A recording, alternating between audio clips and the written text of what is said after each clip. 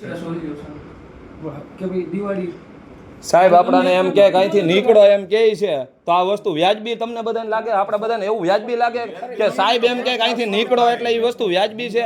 અને ઉગ્રતાથી જે વાત કરવાની વાતો કરે તો આપણાને શું કાંઈ દેવું જ નથી એવું જ આ બધા મૂળ બનાવી લીધો? આપણાને એવું લાગે છે ભાઈ? દિવાળી સુધી વાઇટ પણ આપણે દિવાળી ને હજી દેવ દિવાળી સુધી વાટ જોવી છે ભાઈ.